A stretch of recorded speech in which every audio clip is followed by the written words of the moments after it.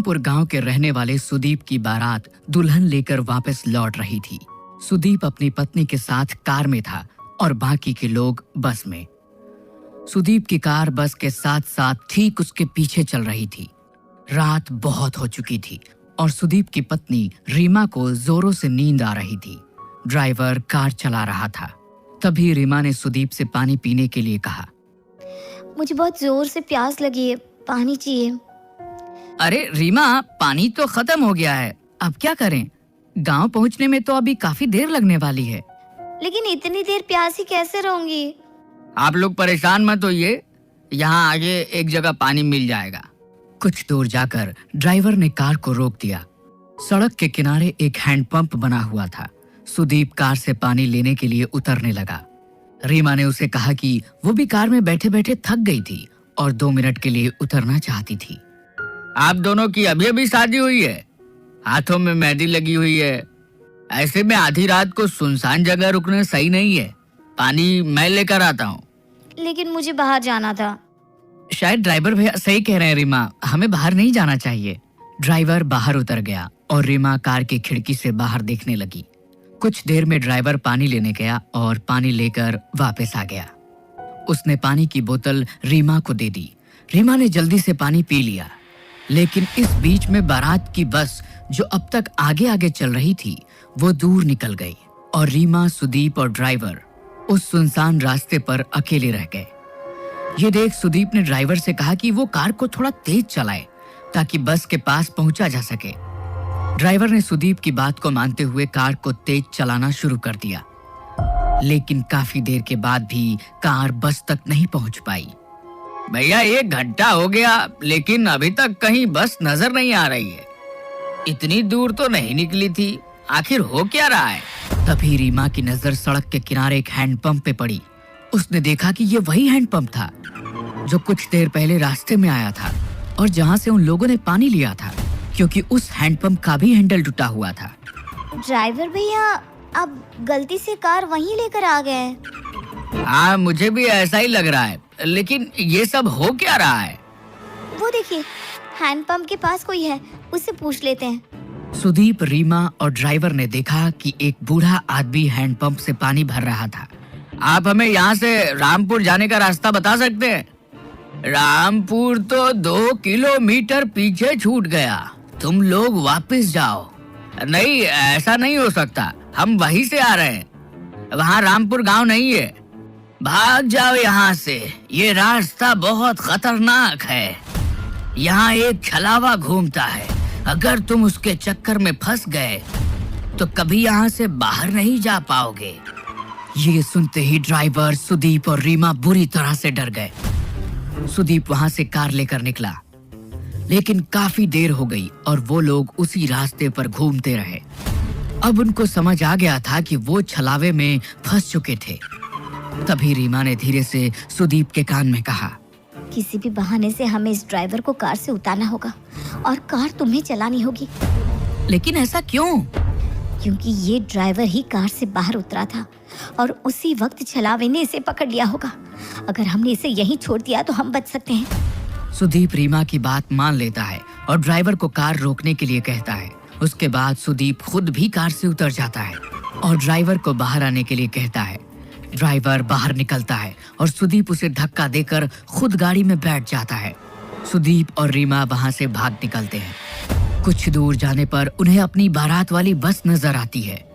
तुम ठीक कहती थी रीमा, ये देखो हमारी बस नजर आ रही है। अच्छा हुआ उस ड्राइवर को वहीं फेंक दिया। बिल्कुल ठीक कहते हो तुम। अब हमें ये कार छोड़कर सब लोगों के साथ बस में बैठ जाना चाहिए।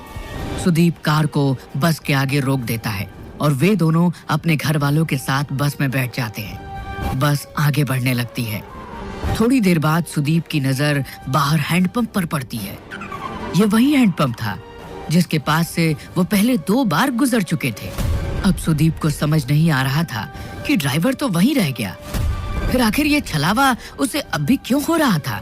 सुदीप ने ये बात अपने रिश्तेदारों को बताई।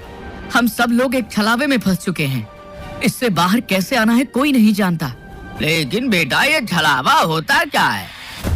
पापा, जब कोई इंसान एक्सीडेंट में मर जाता है तो उसकी आत्मा ऐसे सुनसान रास्तों पर भटकती रहती है और लोगों के सामने ऐसा भ्रम पैदा करती है कि वे आगे बढ़ रहे हैं, लेकिन वो उसी जगह पर घूमते रहते हैं। हम कभी अपने गांव रामपुर नहीं पहुंच पाएंगे। सुदीप की बात सुनकर सब लोग बुरी तरह से डर जाते हैं। तभी रीमा उठकर खड़ी हो जाती है। उसे बस की खिड़की से अब वो ड्राइवर नजर आ रहा था। रीमा ने इस बारे में सब लोगों को बता दिया। सब लोगों को लगा कि वो जितना ड्राइवर से बचने की कोशिश करेंगे उतना ही फंसते चले जाएंगे। इसलिए उन्होंने बस को रोका और ड्राइवर को बस के अंदर बुला लिया। इस छलावे से हम कभी बाहर नहीं निकल पाएंगे अगर हमने उसे अपने से दूर नहीं किया। तुम ही वो छलावा हो, इसलिए अब तुम्हें मरना होगा। अपनी जान बचाने के लिए खत्म कर देंगे। ऐसा कहते ही सुदीप और उसके पापा मिलकर ड्राइवर को मार देते हैं। कुछ ही देर बाद वो अपने गांव रामपुर पहुंच जाते हैं। वहां पर रीमा का स्वागत किया जाता है, लेकिन रीमा जैसे ही सिंदूर वाले पैर लेकर आगे बढ़ती है, उसके पैरों के निशान नहीं बनते। ये देखकर सब हैरान रह जाते हैं। बहू के पैरों के निशान क्यों नहीं बन रहे? इसका मतलब हमारी बहू के ऊपर कोई बुरी आत्मा का साया है। अब क्या करें? ये हमारी बहू नहीं बल्कि वो बुरी आत्मा है जिसकी वजह से हम फंस चुके हैं। नहीं, ऐसा नहीं है। मैं रीमा हूँ। मेरे साथ कुछ मत कीजिए प्लीज। अगर हमने तुझे छोड़ दिया तो हम सब मारे जाएंगे। नहीं, ऐसा मत कीजिए। मैं छलावा नहीं हूँ, मेरा भरोसा करो। ये आपका बेटा छलावा है। ये आपको जैसा दिखा रहा है ना, सब कुछ वैसा ही नजर आ रहा है। लेकिन कोई भी रीमा की बात पर यकीन नहीं करता। वो लोग उसे मारते नहीं हैं, लेकिन एक कमरे में कैद कर देते हैं। सुदीप के चाचा का बेटा राहुल ये सब कुछ चुपचाप देख रहा था। उसे लगा कि रीमा के ऊपर घर के सब लोग अत्याचार कर रहे हैं। इसलिए वो रात के वक्त उस कमरे में पहुंचा जहां रीमा को कैद किया गया था। तुम चिंता मत करो रीमा, मैं तुम्हें यहाँ से बाहर ले जाऊंगा। हाँ, प्लीज मेरी मदद करो। राहुल रीमा का हाथ पकड़कर उसे वहां से बाहर ले जाने के लिए निकलता है। तभी वहां पर परिवार के बाकी लोग आ जाते हैं। वो राहुल को वहां देखकर नाराज हो जाते हैं। ये तुम क्या कर रहे हो? मेरी पत्नी को कहाँ लेकर जा रहे हो?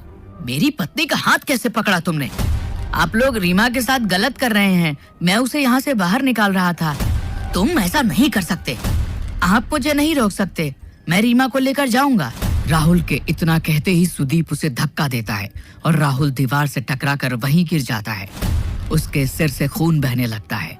लेकिन तभी राहुल जैसा दिखने वाला एक और शख्स वहां आकर खड़ा हो जाता है। घर के लोग समझ ही नहीं पा रहे थे कि ये सब हो क्या रहा था। राहुल, तुम तो बेहोश हो गए थे। ये सब क्या हो रहा है? ये सब इस रीमा की वजह से हो रहा है। हमें इसका कुछ करना होगा। ठीक कहती हैं आप माँ। सुदीप आगे बढ़कर रीमा के बाल पकड़ लेता है और उसे खींचकर दीवार में धक्का देने की कोशिश करता है। रीमा झटके से दीवार से टकरा जाती है और तभी एक जोरदार चीख सबके कानों में सुनाई देती है। लेकिन यह चीख रीमा की नहीं बल्कि सुदीप की थी। रीमा ने पास में पड़े हुए एक डंडे से सुदीप के सर पर वार किया, जिसके वजह से उसके अंदर मौजूद छलावे का साया उसका शरीर छोड़कर बाहर निकल गया। सुदीप कुछ देर के लिए बेहोश होकर गिर पड़ा, लेकिन बाद में सब कुछ ठीक होने लगा। असल में छलावा और किसी के अंदर नहीं बल्कि खुद सुदीप के अंदर था। ये जैसा जैसा हमें दिखा रहा था वैसा ही नजर आ रहा था। लेकिन अब वो साया यहाँ से जा चुका है और अब कभी यहाँ वापस नहीं आएगा। लेकिन तुम्हें कैसे पता चला? मुझे इस पर शक हुआ क्योंकि मैंने ही कहा था शायद ड्राइवर छलावा है और इसने उसे मार दिया। उसके बाद इसने मेरे पैरों के निशान गायब करके सबका शक मेरे ऊपर डाला।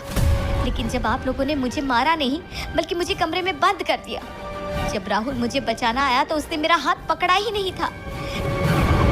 छलावे की वजह से सबको ऐसा नजर आ रहा था। सुदीप ने उसे मारने की कोशिश की। तब मुझे समझ में आ गया कि असली छलावा सुदीप के अंदर मौजूद था। दोस्तों, हमारे चैनल खूनी संडे 555 को सब्सक्राइब करना ना भूलिएगा।